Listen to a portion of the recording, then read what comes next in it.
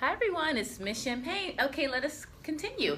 All right, so we're reading from the book, from my book, 3 Business Strategies to Get Contracts and Make Profit in Africa. You go, you do, you're done. And we're starting with chapter 4, which talks about business strategy. Now, I'm going to look a lot at this book while I'm reading because I really break it down in this book, in this chapter. And guys, if you're interested in getting this book, it's on Amazon, but the print copy, the print version is only available through me. So if you want, to touch it, please contact me and I'll get you a copy. All right, now, here are a few questions you should ask yourself when you are developing your business strategy. Number 1, what would your business strategy be? I mean, that's a very important question. Number 2, how will you gather information that will guide you to develop or expand your services? Now, as you guys know, or maybe you don't know, I'm an English teacher and corporate trainer in Japan, which means I teach one-on-one and one-on-many English lessons to Japanese people and children and business professionals.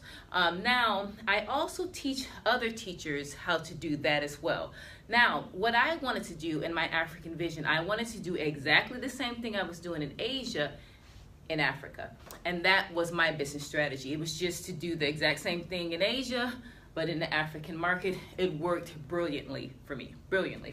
Now, I had no idea how to get a job in Africa, how to break into the African market. I had no idea. So I had to join an African boot camp, which was great because I learned a lot of things. However, I feel that the reason why I wrote this book, because there were many things I did not agree with my African business consultant. I felt that my African business consultant was not as honest as they should have been in terms of really getting a contract and making profits. That's why my book is called 3 Business Strategies to Get Contracts and Make Profits. I mean, anyone can take you to Africa and you can talk to people.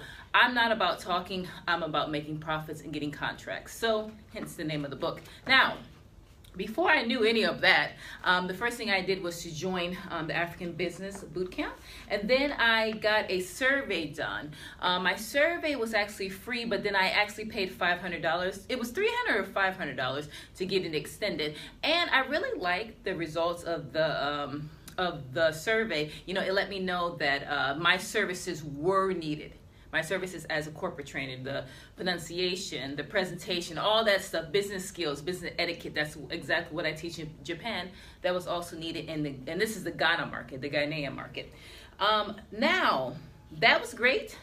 That was excellent, but as you guys know, maybe you don't know, I'm doing my PhD in education, and I'm actually doing chapter 3 right now. Actually, I'm done with chapter 3. I'm doing my IRB application right now, and I need to turn that in tomorrow. Now, my point of saying that is that I am a primary researcher.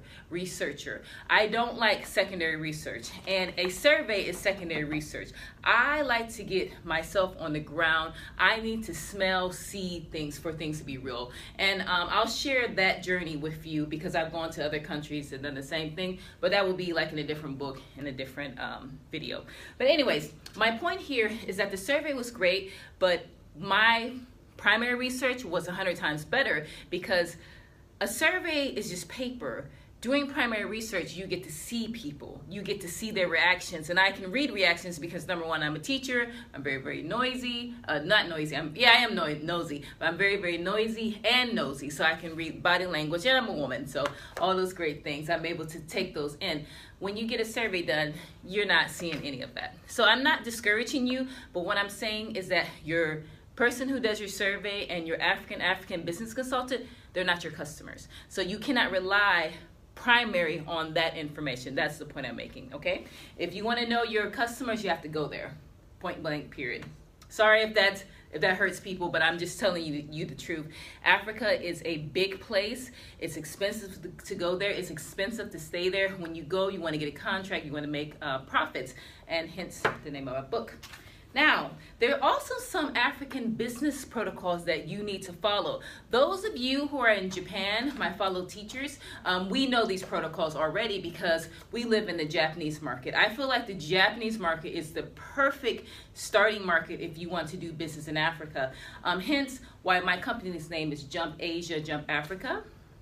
It's because I take the Asian mentality of doing business, I recognize it, and I can apply it to the African market. Now, a lot of my African business counterparts, they actually get angry when I say this, and I'm not saying the Asians and Africans that are saying, I'm not saying that at all, but I am a teacher, and I have taught English in Rwanda and Ghana. Those students have the exact same problem as my Japanese students.